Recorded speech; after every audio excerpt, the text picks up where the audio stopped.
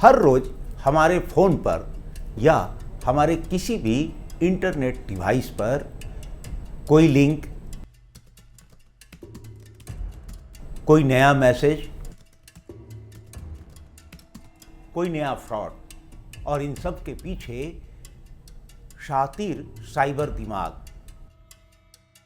नमस्कार, मैं हूं आलोक वर्मा और मेरे साथ आज दिल्ली पुलिस के साइबर सेल के joint CP IPS Rajnish Gupta ji मौजूद हैं, जो हर रोज चालाक ठगों का पीछा ही नहीं करते बल्कि करोड़ों रुपए की ठगी को रोकते भी हैं। तो ये वीडियो आपके लिए बहुत ही अहम है। इसे अंत तक ज़रूर देखिएगा, इस चैनल को सब्सक्राइब कीजिएगा और वीडियो को अपने दोस्तों के बीच ज़रूर शेयर कीजिएगा ताकि वो भी ऐसे शातिर ठगों से सावधान रह सकें, जानकारी पा सकें। सर, बहुत बहुत स्वागत है आपका। Thank you. सर, दिल्ली में साइबर क्राइम के ट्रेंड्स कैसे बदल रहे हैं? देखिए, सबसे पहले तो साइबर क्राइम जो होते थे, जैसे आपके मोबाइल पे या वेबसाइट पे आपने कहीं लिंक क्लिक कर दिया जिससे आपके क्रेडेंशियल्स चोरी कर लिए, या आपके फ़ोन के अंदर कोई इस तरह का मैलवेयर डाल दिया गया, जैसे ईमेल आया उसके ऊपर आपने लिंक क्लिक किया, उस तरह के क्राइम हो रहे थे। अभी ये देखने में आ रहा है कि जैसे इन्वेस्टमेंट में, शेयर्स का बाज़ार में लोग इन्वेस्टमेंट के रुचि रखते हैं, तो इन्वेस्टमेंट फ्रॉड्स बहुत हो रहे हैं। लोगों को प्रलोभन दिखाकर, लोगों को लालच दिखाकर ऐसे प्लेटफॉर्म्स पर ले जाया जाता है जो फर्जी, जो है ही नहीं। या डिजिटल अरेस्ट, जो आपके नाम से ये पार्सल आया है जिसमें ड्रग्स मिली हैं, या इस तरह से भरा कर एक फर्जी पुलिस बनकर उनको ये भरोसा दिलाया जाता है कि आप जो है सर्विलेंस में हैं, आप ऑब्जर्वेशन में हैं, आपका पैसा हम लोग एक सेफ़ अकाउंट में डालेंगे। वो सेफ़ नहीं है, वो चोर अपने पैसे को, आपके पैसे को अपने किसी अकाउंट में ले जा रहा है। तो इस तरह का जो फ्रॉड्स हैं वो बहुत ज़्यादा बढ़ रहा है। सर, आम आदमी के लिए सबसे बड़ा साइबर खतरा क्या है? देखिए, जितना डिजिटल फुटप्रिंट आजकल है, मोबाइल इटसेल्फ आपका बहुत सारा समय ले जाता है और बहुत सारी आपकी ट्रांजैक्शंस मोबाइल के ज़रिए हो रही हैं। व्हाट्सएप आप इतना यूज़ करते हैं, व्हाट्सएप भी हैक हो सकता है अगर आप सावधानी ना बरतें। सोशल मीडिया की प्रेजेंस में किसी के, जैसे फेसबुक हुआ या एक्स हुआ जिसको ट्विटर कहते थे, तो इतना ज़्यादा आपका प्रेजेंस है, तो उसमें सबसे कहीं भी आप सावधानी से चूकेंगे तो वो आपके लिए ख़तरा हो सकता है। सावधानी से चूकेंगे, उसमें सेफ्टी फीचर्स वेबसाइट्स के भी हैं, सोशल मीडिया प्लेटफॉर्म्स के भी अपने हैं, और डीओटी के माध्यम से भी तरह तरह के मैसेजेस आते हैं कि किसी भी अनजान व्यक्ति के भेजे हुए लिंक से बचें, किसी भी अनजान भेजे हुए व्यक्ति की बातों में आए ना, उससे धोखे से वो आपके पैसे ऐंठ सकता है, या आपकी जो ऐसी जानकारी जो आपकी लोगों को नहीं पता होनी चाहिए, चाहे वो आपका पैन नंबर है, चाहे आपका कोई ओटीपी है, किसी तरह से वो आपका ओटीपी जानना चाहता है, जो भी है, तो इन सब से जितना ये सोशल मीडिया बढ़ रहा है उतनी ही सावधानी की भी आवश्यकता बढ़ रही है। सर, जैसा कि हम लोग बात कर रहे थे कि क्या कोई ऐसा कोई केस हैंडल आपने किया है जिसकी कहानी थोड़ी फिल्मी जैसी लगी हो, और केस वो हो जैसे आप नई नौकरी की बात बता रहे थे? देखिए, ऐसे बहुत सारे केसेस देखने में आए। जैसे इन्वेस्टमेंट फ्रॉड का एक नया तरीका जैसे पता लगा कि एक व्यक्ति जो दिल्ली में नई नई नौकरी ज्वाइन करता है, कुछ साल कहीं और शहर में काम किया, और नौकरी लगने के बाद नेचुरल है उसे शादी करनी है, तो वो डेटिंग ऐप पे किसी से दोस्ती करता है। वो लड़की उसको फ्रेंडशिप में उसका जब फेथ जीत लेती है तो उसको जस्ट एक सजेशन के लिए पूछती है कि आप इन्वेस्टमेंट भी करते हैं? तो कहते हैं हाँ, थोड़ी बहुत करता हूँ। तो एक इन्वेस्टमेंट का एक प्लेटफॉर्म बताती है। उस प्लेटफॉर्म पर उसको जब फ़ायदा होने लगता है तो वो अपना भी सारा सेविंग लगा देता है, अपने पेरेंट्स का भी लगा देता है, अपने दोस्त का भी लगा देता है, रिश्तेदार का भी लगा देता है, लोन लेके लगा देता है। और सडनली उस जब देखता है कि मुझे 1 करोड़ का फ़ायदा हो रहा है 1 करोड़ के इन्वेस्टमेंट पर, तो कहता है मैं ठीक है निकालता हूँ।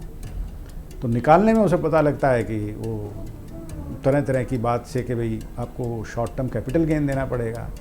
कहते मेरे पास तो नहीं है, कितना लगेगा? कोई सर 30% लगेगा। कहते मेरे पास इतना नहीं है। कहते कोई बात नहीं, आधा मैं देती हूँ, आधा तुम दो, इस पैसे को क्यों हम वेस्ट करें, ये तो हमारा पैसा है। और उस एवज में 15 लाख रुपए और उससे ले लेती है। हो सकता है वो लड़की भी ना हो, कोई और ही आदमी इम्पर्सोनेट कर रहा हो जो उसके साथ दोस्ती किया हुआ हो, और सडनली जब वो उसको कन्फ्रंट करता है कि मेरा पैसा मुझे वापस चाहिए, तो वो लड़की भी गायब, इन्वेस्टमेंट का जो प्लेटफॉर्म है वो भी गायब, और जिस भी ग्रुप में वो बात कर रहा था वो भी गायब। और सडनली वो रियलाइज़ करता है कि मैं अपने बैंक से जो पैसे निकाल के एक प्लेटफॉर्म पे लगा रहा था वो तो डिफरेंट खातों में जा रहे थे। और ऐसे इन्वेस्टमेंट फ्रॉड को जब हम देखते हैं, जब एक रूपरेखा देखते हैं, तो इतनी सोशल इंजीनियरिंग ट्रिक्स नज़र में आती हैं। हर केस यूनिक है। मैं समझता हूँ कि हर केस के अंदर कोई ना कोई इस तरह का जैसा वो व्यक्ति का प्रोफाइल है वो उसी तरह की बातें करते हैं। आपको थोड़ा बहुत ऑब्ज़र्व करते हैं और इस तरह की बातें करते हैं, आपको विश्वास हो जाता है कि ये व्यक्ति जो मुझे एडवाइस कर रहा है ये बिल्कुल ठीक कर रहा है, और उसे क्रॉस वेरीफाई नहीं करते, और उसी एवज में अपना बहुत सारा जीवन की पूंजी लोग गवा बैठते हैं। और सर, साइबर ठग लोगों को सबसे ज़्यादा किस तरीके से फांसते हैं? देखिए, अभी तो मैंने जैसे इस पहले केस के बारे में बताया, इन्वेस्टमेंट का लालच किसी भी तरीके से देके उसमें इन्वेस्टमेंट फ्रॉड करते हैं। और एक टेंडेंसी होती है व्यक्ति की कि वो जब प्रॉफिट देखता है किसी एक ऐप के अंदर या किसी एक माध्यम से, वो सारी अपनी जो इन्वेस्टमेंट की जो एवेन्यूज़ होते हैं उन सब से पैसा विड्रॉ करके एक जगह लगा देता है। दूसरा डिजिटल फ्रॉड, जैसा कि नकली पुलिस बनकर या नकली जैसे बॉम्बे से फ़ोन आ रहा है कि साहब हम कस्टम से बोल रहे हैं और आपका नाम से पार्सल मिला, उसमें ड्रग्स हैं, या कोई भी इस तरह का कोई इलीगल ऐसी चीज़ देखकर वो आपको प्रलोभन मतलब विश्वास दिला देते हैं कि भाई अब आप फंस गए और अब आपका अकाउंट सर्वेलेंस में जाने वाला है, अब आपका जो पैसा है वो हम एक सरकारी अकाउंट में ट्रांसफ़र करेंगे। ये सब भ्रांतियां फैलाकर वो आजकल लोग हालांकि जागरूक हो रहे हैं। माननीय प्रधानमंत्री जी ने भी अपने मन की बात में इस बात को कहा है कि ऐसे लोगों से सावधान रहें। ये पुलिस कभी भी इस तरह का जो ये प्रावधान नहीं है कहीं भी कि डिजिटल अरेस्ट जैसी कोई चीज़ हो जिसमें आपको सर्वेलेंस पे रखा जाए और कई कई दिन तक रखा जाए और जिसमें आप किसी से बात ना कर सकें, ऐसा कहीं नहीं है। फिर उन्होंने इसी बात में ये भी कहा कि डिजिटल सुरक्षा के 3 उपाय उन्होंने एक पंच लाइन दिया कि किसी भी ऐसे सूरत में रुको, सोचो और फिर एक्शन लो। और डिजिटल सुरक्षा का मतलब यही नहीं है कि खाली पैसे गंवाने वाली बात है। अपनी एक सोशल मीडिया के ऊपर अब कई लोग जैसे बहुत सारी ऐसी जानकारी दे देते हैं जो कोई दूसरा आदमी मिसयूज़ करता है, किसी दूसरे को ठगता है या आपको ब्लैकमेल भी करता है। तो वो डिजिटल सुरक्षा के अंतर्गत उन्होंने बहुत उसको वाइड टर्म के अंदर कवर करते हुए कहा कि कोई भी ऐसा फ्लैग, रेड फ्लैग आपके दिमाग में आता है कि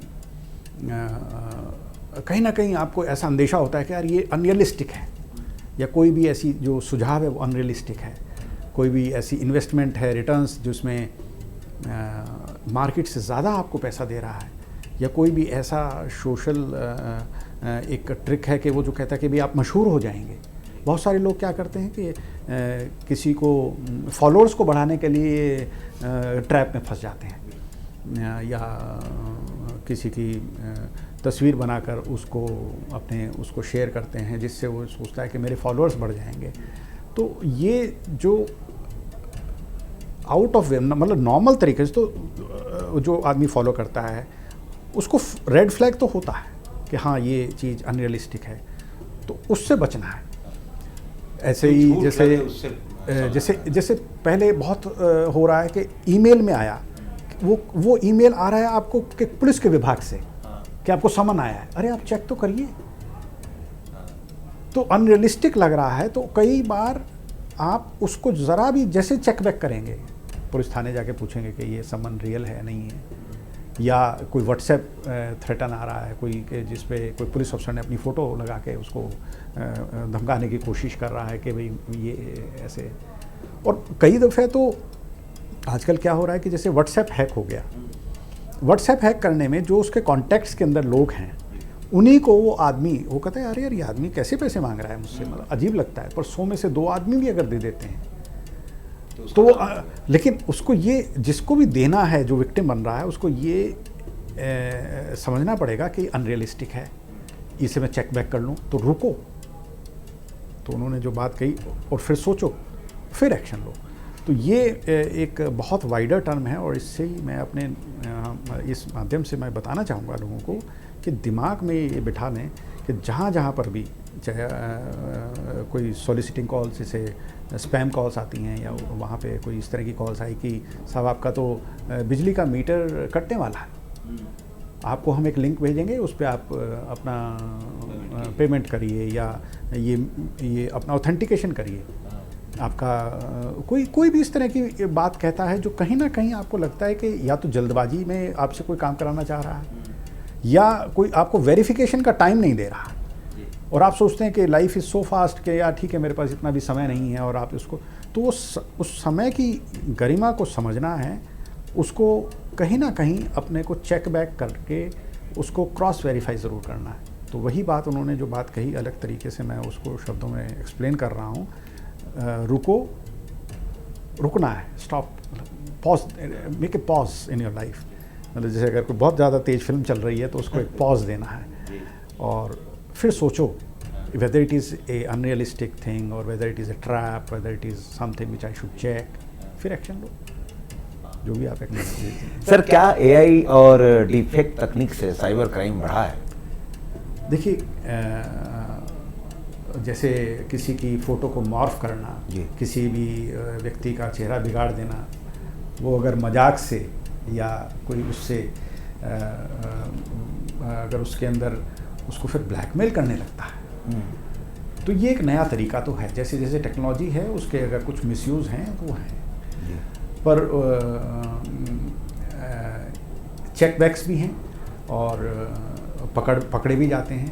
तो अगर मैं वॉल्यूम कहूँ तो number of complaints in this regard और number of victims right now is more on the financial frauds types rather than the image maligning of somebody on celebrity हो या कोई और लोग हों, वो उतना ज़्यादा उनको शायद फ़ायदा उसमें नहीं लगता जितना फ़ायदा ये इन्वेस्टमेंट फ्रॉड में ये लोगों को बेवकूफ़ बना पा रहे हैं, लोगों की साइकोलॉजी से खेल के। चूँकि वो ही मानते हैं कि जैसे पहले होता था कि टेली कॉलिंग कर रहे हैं तो 10 में से 2 लोग जो है आपकी बात को मान लेंगे एज ए कस्टमर। तो ठीक इन्होंने ऐसे ही बना रखा है कि 10 लोगों को ट्रैप करने की कोशिश करेंगे इन्वेस्टमेंट फ्रॉड के अंदर कि हाँ हम इन्वेस्टमेंट सिखा रहे हैं आपको, हम लोग बता रहे हैं आपको, and then they will trap you into this. तो 10 में से 2 वहाँ बेवकूफ़ बनाना आसान है तो वो लोग बहुत ज़्यादा कर रहे हैं। बिल्कुल। सर सोशल मीडिया पर हमारी जानकारी कितनी सुरक्षित है? देखिए ये बहुत अच्छा सवाल किया है कि सोशल मीडिया पर कोई भी आपकी जानकारी लीक हो सकती है। जी। मुझे एक केस याद आ रहा है, जैसे मैजिक ब्रिक्स पे उस व्यक्ति ने अपना प्रॉपर्टी डाला कि भाई ये प्रॉपर्टी जो है मेरे को रेंट पे देनी है। मैजिक ब्रिक्स एक सोशल मीडिया साइट है, अच्छी साइट है, अच्छा प्लेटफॉर्म देती है। तो उस पर एक व्यक्ति ने फ़ोन किया कि मैं ऐसे ऐसे आर्मी से बोल रहा हूँ। तो आर्मी वाले से तो व्यक्ति ये कहता है कि ये तो गलत हो ही नहीं सकता है। पर सामने वाला कहता है कि ठीक है आप मुझे बताइए। तो वो कहता है मुझे फ़ोटोज़ भेज दीजिए अपनी प्रॉपर्टी की। जी। फ़ोटोज़ देखता है, फ़ोटो के बाद वो रिस्पॉन्ड करता है कि ठीक है मुझे पसंद है, मैं आपका इसको एडवांस देता हूँ। तो कहते हैं कितना एडवांस चाहिए? कि सर मेरे को आप 15 दिन का एडवांस दे दीजिए। 15 दिन का कितना एडवांस है? 20,000 रुपये। 1 महीने का 40,000 रुपये। कि नहीं सर मैं आपको 2 महीने का दे देता हूँ, 80,000 रुपये, मैं आ नहीं पाऊँगा छुट्टी से। तो एक रेड फ्लैग उस लड़के के दिमाग में, वही 80,000 रुपये क्यों? एक साथ कहा तो मैं 20,000 रुपये मांग रहा हूँ और ये तो रेड फ्लैग हुआ। उन्होंने कहा नहीं कोई बात नहीं, जब 80,000 रुपये आ रहा है ये हो सकता है आर्मी में है, नहीं आ पा रहा है, 2 महीने के लिए मेरा फ्लैट बुक करना चाहता है, मुझे कोई दिक्कत नहीं है। पर फिर भी then he continued the conversation. और उस कन्वर्सेशन में फिर व्हाट्सएप पे कॉल थी, व्हाट्सएप पे कॉल पे उसने कहा ठीक है सर आप अपने अकाउंट डिटेल में, तो उसने अकाउंट डिटेल्स भेज दिए, अपना अकाउंट नंबर RTGS जो और वो IFSC कोड भेज दिया, बैंक का नाम भेज दिया और अकाउंट नंबर भेज दिया कि इस नंबर पर भेज दीजिए। कि सर नहीं आप UPI कोड UPI नंबर बता दीजिए। कि नहीं यार मैं UPI नहीं यूज़ करता हूँ। कि नहीं सर आपके नाम पे तो UPI हैं, 3 UPI हैं। वो आर्मी मैन बोलता है, आर्मी मैन बोलता है जो कहते हैं UPI आपके नाम दिख रहे हैं सर आप करिए ना।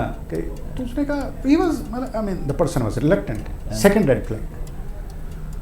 फिर तीसरा भी उसको लगा तो तीसरा है कि अच्छा नहीं सर वो कन्विंस करने की कोशिश करता है, बात लंबी कर रहा है, व्हाट्सएप कॉल को लंबा कर रहा है जी कि मैं सर अब आपको एक भेजूंगा ट्रांजैक्शन है, आप एक बार करके ओके करिएगा, मैं दूसरी भेज दूंगा जस्ट टू वेरीफाई कि UPI आपका ठीक मैं कर रहा हूँ नहीं कर रहा हूँ। सेकंड रेड फ्लैग हुआ कि UPI से भेजना है। तो जब उसने कहा कि 1 रुपया भेज दूंगा और फिर उसने कहा दोबारा करेंगे, तो then he cut the phone और चेक करवाया कि वो नंबर जो है वो जो आर्मी वाला ये कह रहा था कि मैं जम्मू से बोल रहा हूँ, वो तो कहीं राजस्थान में कहीं से बोल रहा था और बच गया। यानी सबके लिए संभव नहीं है, सबके लिए संभव नहीं है, पर रेड फ्लैग आते हैं। 20,000 की बजाय वो 80,000 रुपये दे रहा है, पहला रेड फ्लैग। दूसरा इंसिस्ट कर रहा है, RTGS नहीं कर रहा है पैसे या NEFT नहीं कर रहा है, वो कह रहा है मैं UPI से भेजूंगा। मेरे सेकंड रेड फ्लैग है। उतने पर आप संभाल उतने पर संभल के तो ये देखना बड़ा जरूरी है कि अनरियलिस्टिक है। बिल्कुल आपने जो कहा। और मैं जहाँ से शुरू किया कि सोशल मीडिया साइट्स कितनी सेफ हैं, यानी मैजिक ब्रिक्स पे आपने अपनी इंफॉर्मेशन डाली और मोबाइल नंबर डाला, कहीं ना कहीं वो आपकी रिक्वायरमेंट को तो पहचान रहा है। तो मुझे लगता है कि जो हमारा जो ट्रेडिशनल सिस्टम था, किसी भी एक सेफ जगह पर जाके हम अपनी जैसे अगर किराए का अगर कोई चीज़ को करना चाहते हैं तो किसी आदमी के पास जाके, किसी रिलायबल आदमी के पास जाते हैं। तो जहाँ सोशल मीडिया ने आपको कनेक्ट करने की कोशिश की है, लार्जर एवेन्यूज़ देने की कोशिश की है, वहाँ पर आपको वल्नरेबल भी बनाया है। सर कुछ लोग कहते हैं कि आम आदमी की शिकायत पर साइबर सेल जल्दी कार्रवाई नहीं करता। देखिए मैं इससे सहमत नहीं हूँ। पहली बात, एक तो जानकारी का अभाव बहुत ज़्यादा है जी। जानकारी का अभाव में ये DOT की एक कॉलर ट्यून लगी हुई है कि कभी भी आप अगर फाइनेंशियल फ्रॉड जो साइबर फ्रॉड का शिकार होते हैं तो 1930 पर कॉल करें। मैं ये बताना चाहूँगा कि 1930 एक हेल्पलाइन है जो टोल फ्री है और ऑल ओवर इंडिया फ्री है, ऑल ओवर इंडिया काम करती है। दिल्ली में भी ये 24/7 काम करती है जी। और लेकिन इसको फ़ायदा कैसे लेना है, इसके अंदर पहली बात तो आप किसी भी साइबर थाने जा सकते हैं, किसी भी दिल्ली पुलिस के थाने जा सकते हैं, जहाँ पर आपको एक वो बताने के लिए तैयार है कि हाँ आप ये चीज़ें दीजिए तो आपकी कंप्लेंट हो जाएगी। बहुत सी दफ़े 1930 पे जब कॉल करते हैं तो बहुत वो कहता है कि सर आप अपना ट्रांजैक्शन नंबर बताइए, ट्रांजैक्शन का बैंक का अकाउंट बताइए। तो लोग, अगर मैं एक स्लाइड दिखाना चाहूँगा, लोग अगर ये 4 चीज़ें नोट कर लें, देखिए उनको विक्टिम अपना अकाउंट नंबर तो पता ही होता है कि जिस बैंक से पैसे गए या जिस UPI से आपने पेमेंट की वो तो पता ही है।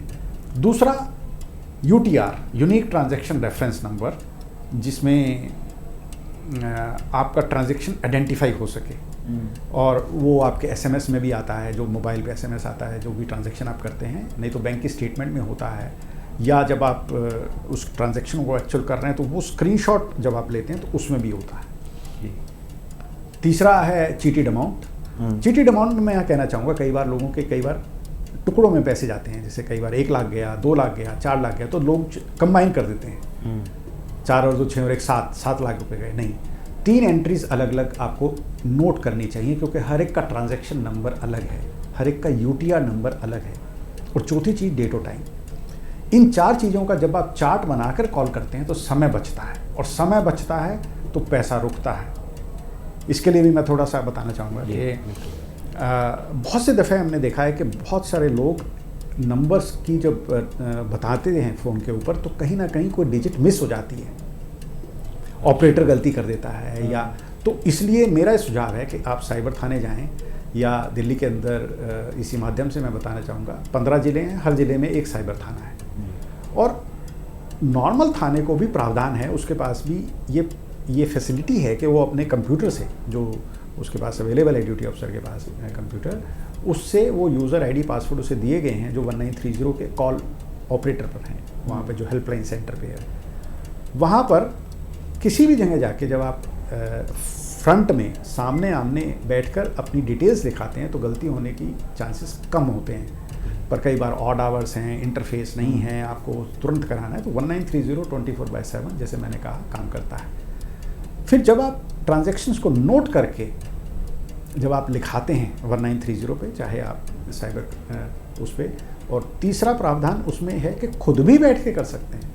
जो MHA की I4C की वेबसाइट है, जिसे हम शॉर्ट में NCRP बोलते हैं, या national crime cyber crime, C से साइबर क्राइम, R से रिपोर्टिंग पोर्टल, NCRP पोर्टल, इसका जो अगर फुल फॉर्म अगर बोलते हैं तो www.cybercrime.gov.in। इस पर सिटीज़न खुद भी घर बैठे अपने को रजिस्टर करता है, रजिस्टर करके कंप्लीट कर सकता है। लेकिन उस वक्त भी ये जो 4 चीज़ें मैंने इस चार्ट में बताई अभी, वो तब भी ज़रूरी हैं। तो फाइनेंशियल फ्रॉड के लिए ये आप तरीके अगर अपनाते हैं तो आपकी रिपोर्टिंग आसान। अब इसमें कहीं भी अगर आप देखें चाहें तो आप पुलिस का इंटरफेस ज़रूरी नहीं है। तो अगर आपको जागरूकता है जी, तो आप ना सिर्फ खुद बल्कि 10 को और बताएं कि ये तरीका अवेलेबल है। और मैं इसमें अगर स्टैटिस्टिक्स आपसे शेयर करना चाहूँ, पिछले साल दिल्ली के अंदर लगभग 90,000 कंप्लेंट्स इस MHA I4C की जो हमारी वेबसाइट है उस पोर्टल पर दर्ज हुई हैं, रिपोर्ट हुई हैं। और जितने भी हमारे केसेस उसी में मैं एक और चार्ट भी दिखाना चाहूँगा। दिल्ली के अंदर हमारे पास 15 साइबर थानों के अलावा एक IFSO यूनिट है जो स्पेशल सेल के पास है। IFSO यूनिट जो 50 लाख से ऊपर के केसेस हैं जो NCRP पोर्टल पर आते हैं या वैसे भी कोई मैनुअली भी जाता है थाने में, वो IFSO में अल्टीमेटली इन्वेस्टिगेट होते हैं। और उससे कम का जो अमाउंट जब अगर फाइनेंशियल फ्रॉड होता है वो साइबर थानों में जो 15 थाने हैं जिसका चार्ट आपको स्क्रीन पे दिख रहा है, वहाँ पर रिपोर्ट होते हैं। इन जगह जाते ही आपका सबसे इसमें इस रिपोर्टिंग के 2 पार्ट हैं। पहला पार्ट है कि आपका जो पैसा है वो बैंकिंग प्रणाली के अंदर रुके, जिससे वो पैसा आपको वापस मिले। ये पहला प्रक्रिया है। इस प्रक्रिया के भी मैं 1-2 चरण बताना चाहूँगा। जैसे आपका सपोज X अमाउंट गया 4 अकाउंटों में गया, तो उसको हम बोलते हैं लेयर 1। बहुत सी दफ़े क्रिमिनल्स इतने शातिर हैं क्योंकि ऑनलाइन बैंकिंग है, रिमोटली बैठ के वो लोग अकाउंट्स को ऑपरेट करते हैं। तो एक बैंक फर्दर मान लीजिए आगे 10 बैंकों को दे रहा है, तो यानी 4 बैंकों के आगे अगर हम ब्रांचेज आउट करें तो 40 अकाउंटों में चला गया पैसा। बिल्कुल। ये जो I4C का जो एक सिस्टम है, जब हम इसकी कंप्लेंट को कोई दर्ज कराता है तो बैंक्स उस पर काम करना शुरू करते हैं। अच्छा, कंप्लेंट के साथ ही? तो कंप्लेंट के तुरंत साथ ही। अभी पुलिस का FIR चाहे ना भी हुआ वो, चूंकि पुलिस ऑफिसर ने उसको दर्ज कर लिया, ऑनलाइन फीड कर दिया, जैसे ही वो क्लिक करता है बटन, वो बैंक के इनबॉक्स में चला जाता है। बैंक्स भी इसी MHA की I4C की वेबसाइट NCRP पोर्टल से जुड़ा हुए हैं जी, जितने भी बैंक्स हैं। और बैंक्स अगर देखते हैं कि मेरे अकाउंट से उस पर्टिकुलर अकाउंट से फर्दर 10 अकाउंटों में गया, तो उन 10 बैंक के अकाउंटों को फ्लैग कर देते हैं, भाई आप कहीं इतने गए, इतने गए, वहीं पैसा। तो फर्दर वो फर्दर बैंक्स वाले फिर काम करते हैं। तो जब तक वो पैसा कैश में ना फ्लो, विड्रॉ ना हो जाए, चोर की जेब में ना जाए, कहने का मतलब ये, तब तक वो उसको ट्रैक करता है। और उसमें प्रावधान लियन लगाने का है कि जितना पैसा गया उतने पे लियन मतलब वो अब पैसा निकल नहीं सकता। तो किसको निकलेगा? वो जो विक्टिम है उसको आएगा। तो अभी दिल्ली में लगभग 15% के करीब हम लोग पैसा रोक पाते हैं। अच्छा। यानी अगर किसी का 1 लाख रुपया किसी साइबर फ्रॉड फाइनेंशियल फ्रॉड से चला गया तो उसका 15,000 मात्र अभी हम रोक पाते हैं, क्योंकि वो या तो लेट आया या किसी भी वजह से, कोई भी वजह से। पिछले साल ये जो फिगर थी, परसेंटेज थी ओवरऑल अमाउंट की 10% थी, अभी 15% थोड़ी बढ़ी है, लोगों में जागरूकता बढ़ी है, हम लोगों की फैसिलिटीज़ थोड़ी सी हम लोगों ने इंक्रीज़ की हैं। 1930 की जो रिस्पांस मैकेनिज़्म है उसमें थोड़ा सुधार हुआ है, और गृह मंत्रालय द्वारा जो इसकी मॉनिटरिंग है वो भी बेटर हुई है। तो इन सब के चलते जैसे जैसे हम लोगों का टारगेट है कि ये एक तो लियन की जो परसेंटेज है वो बढ़े। वो कैसे बढ़ेगी? लोगों में जागरूकता आएगी, वो तुरंत रिपोर्ट करें। बहुत सी दफ़े डिजिटल अरेस्ट के केसेस में या बहुत सारे केसेस में तो वो तुरंत रिपोर्ट कर पाते हैं, लेकिन बहुत सारे केसेस में लोगों को पता ही नहीं होता। जैसे इन्वेस्टमेंट फ्रॉड है, इन्वेस्टमेंट फ्रॉड में क्या होता है कि उसने पहली जो इन्वेस्टमेंट की, मान लीजिए आज कर रहा है, वो कल फिर और 10 लाख करता है, परसों फिर और करता है। जब तक उसे पता लगता है तो लास्ट ट्रांजैक्शन मान लीजिए 5 लाख की है, 2 लाख की है, 20,000 रुपए की है, तब पता लगता है कि हाँ यार ये तो मेरे साथ चीटिंग हो रही है। तो पहली ट्रांजैक्शन के पैसे निकल जाते हैं, और यही कारण है वो परसेंटेज जो मात्रा है वो कम है। हाँ। तो लोगों की जागरूकता जितनी होगी, मेरा ये अनुरोध है आपके इस पॉडकास्ट के माध्यम से कि लोगों को जितना पता लगता है, ज़रूर नहीं सभी लोग यूट्यूब पे देख ही रहे हों और सभी लोग जागरूक भी हों, लेकिन जितना पता लगता है तो लोगों को बताएं कि एक तो इन्वेस्टमेंट फ्रॉड के अंदर उस लालच से जो आर्टिफिशियली जो उसने माया जाल बछाया है उससे बचना है। और दूसरा, अगर किसी भी वजह से आपका पैसा फाइनेंशियल फ्रॉड होता है, जिसकी संख्या मैंने जैसे बताई 99,000, मतलब और ये बढ़ रही है क्योंकि वॉल्यूम बढ़ रहा है, लोगों की जैसे डिजिटल फुटप्रिंट्स जैसे जैसे बढ़ रहे हैं, वैसे वैसे लोगों का जो पैसा है वो साइफन ऑफ करने में कमी नहीं आ रही। मैं ये भी नहीं कहूँगा कि बढ़ रहा है, तो जितना लास्ट ईयर देख रहे थे उतना ही इस साल 4 महीने में मैं देख रहा हूँ हो रहा है, वो कमी नहीं आ रही है। बहुत ज़्यादा बढ़ा भी नहीं है पिछले साल के कंपैरिजन में, पर लोग अभी भी ट्रैप हो रहे हैं। तो मेरा ये माध्यम से ये कहना है कि जो भी तरीका आपका रहे, सिस्टम में प्रावधान हैं, और इस जो नंबर ऑफ, क्योंकि ये इतना ज़्यादा क्राइम हो रहा है उसमें, और जो जागरूकता है उसके गैप को जितना हम कम करते जाएंगे तो जो आपका प्रश्न था कि आम आदमी की शिकायतें दूर नहीं होती, वो नहीं होगा। सर इसी में मैं एक सब क्वेश्चन में कर रहा हूँ कि 1930 आपने बताया NCRP जो है, उस पर देश में आप कहीं से भी शिकायत कर सकते हैं, जरूरी जुरिडिक्शन का कोई प्रॉब्लम नहीं है। इसमें मैं बताना चाहूँगा, सपोज नोएडा का व्यक्ति वो दिल्ली के अंदर इंसिडेंट हो गया, वहाँ का रिपोर्ट करना चाहता है, कर सकता है। दिल्ली के अंदर व्यक्ति वो कहता है मेरे साथ कर्नाटका के अंदर हो गया, मैं बेंगलोर गया था वहाँ हो गया, लेकिन बेंगलोर वो यहाँ भी कर सकता है। जैसे आपका कोई रिश्तेदार यूपी से आया और उसके साथ कोई हादसा हो गया, लेकिन रहने वाला वो यूपी का है, वो चाहता है कि मेरी FIR यूपी जाए, तो वो दिल्ली में कर सकता है। तो उसके अंदर प्रावधान है कि मैं कहाँ, कौन सा जिला, कौन सा स्टेट, उस स्टेट के अंदर कौन सा जिला, और मतलब वो पूरे एड्रेस के हिसाब से वो FIR लैंड करेगा। ट्रांजैक्शन जुरिडिक्शन नहीं है इसमें। हाँ, इसमें वो रिपोर्टिंग मैकेनिज्म ऐसा प्रावधान किया गया है इस वेबसाइट के अंदर, ऐसा इस रिपोर्टिंग मैकेनिज्म में किया गया है कि आप बैठे कहीं भी हों या किसी भी थाने में फिजिकली शिकायत कर सकते हैं, आप अपनी शिकायत दर्ज कर सकते हैं। और इस पोर्टल के माध्यम से जो पैसे का रुकना है वो तुरंत शुरू हो जाएगा, तो आपकी कार्रवाई होगी, हो जाएगी। जैसे कि जेब कट गया और हो जाता है, सोचता है जुरिडिक्शन। हाँ। एक इसमें मैं एग्जांपल लेना चाहूँगा। एक व्यक्ति का एक मेले के अंदर, रामलीला का मेला था या कोई था, जिसके अंदर वो उसका टैबलेट चोरी हो जाता है दिल्ली में। अब टैबलेट चोरी हो जाता है तो उस टैबलेट में वो किसी तरह से उसको उसके बैंक को ट्रांजैक्शन करके उसमें से 7 लाख रुपए 3 ट्रांजैक्शंस में निकाल लेता है टैबलेट से। अब वो थाने जाता है, वो टैबलेट चोरी की रिपोर्ट लिखाता है। अच्छा।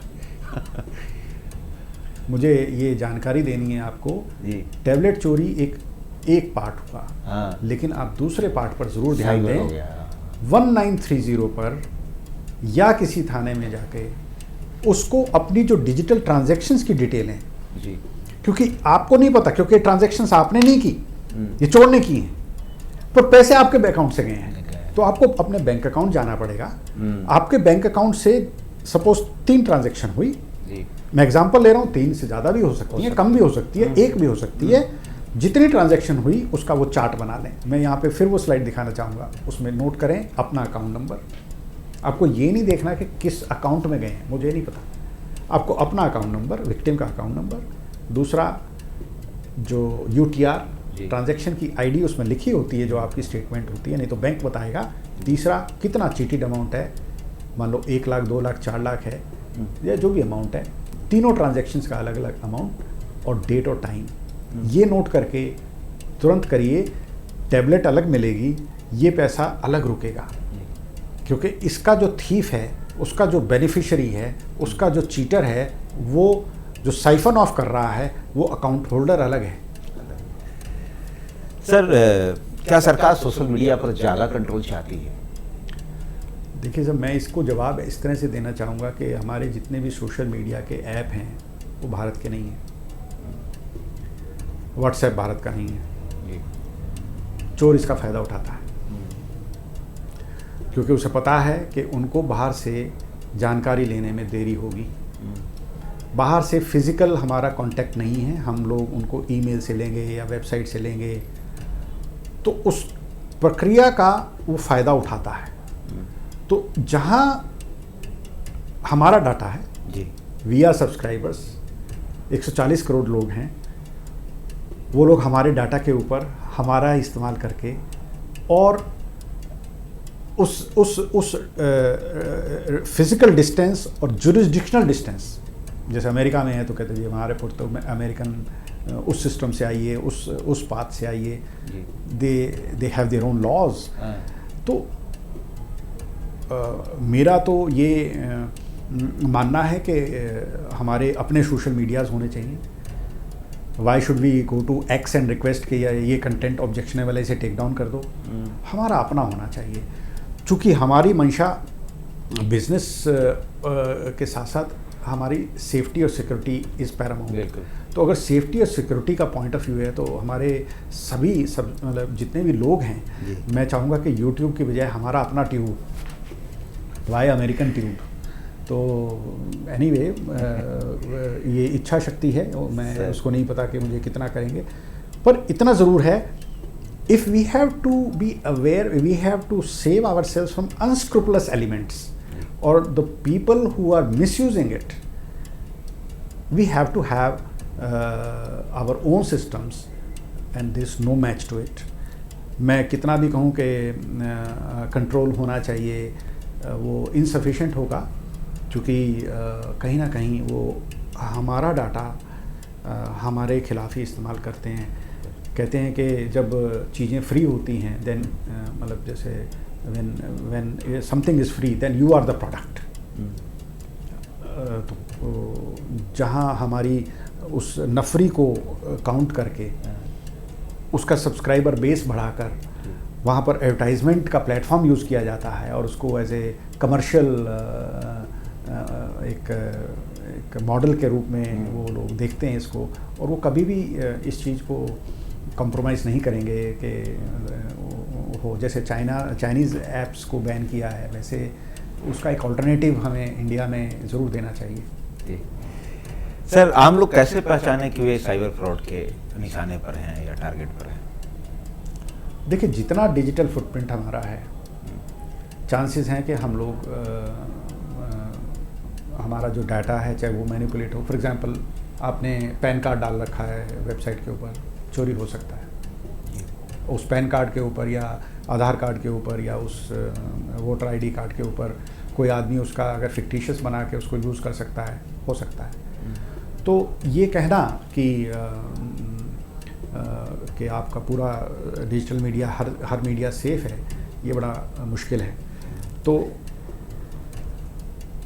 मैं यहाँ पर एक ही बात कहना चाहूँगा कि जो अगर कोई आप विक्टिम बनता है इस सब से, तो वो उसको घबराए नहीं, तुरंत साइबर थाने जाए या लोकल पुलिस में जाए।